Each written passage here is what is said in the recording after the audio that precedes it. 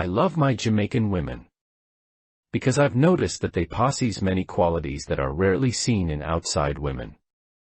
They are resilient and some of the fiercest women on earth. They are well opinionated and do not stand for foolishness. And I find that incredibly sexy. As a Jamaican man, I do not feed into the intimidating tactics that they often use to get Jamaican men to stray away from their own Jamaican women, because I don't think there is anyone out there that can take the place of my Jamaican queens. Yes, that's right, I said it. Jamaican women are the best in the world, and I love that they come in all shades and color. It goes without saying that it's beyond how amazing Jamaican women look when they get dressed, the contrast of the colors they choose. It's all about feelings. They are a very faithful and loyal set of women, and I know because I've been loving them for so long, and I've never been disappointed enough to look outside other cultures to find anyone. I'm engaged to one of them.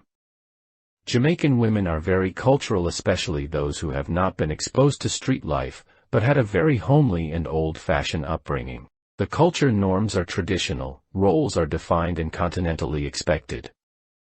So when a Western Jamaican man marries a Western Jamaican princess, she eventually becomes his queen and he her king. I then generally find this more attractive, more appealing than Jamaicans who marry outsiders or people from other culture. I respect that more because nothing is more relaxing and enjoyable than when you can crack jokes with your own and even sometimes stray over the norm without minding your PS and your QS. Whereas if you start a relationship outside, you have to constantly mind and watch how or if you are going to offend their culture. I don't think that living my life walking on eggshells is good for me, my family and or friends in the long run, so finding a positive Jamaican beauty is a plus, a bonus, and everything in one for me. Now picking up from where I left off, on why I will never place another over my Jamaican queens.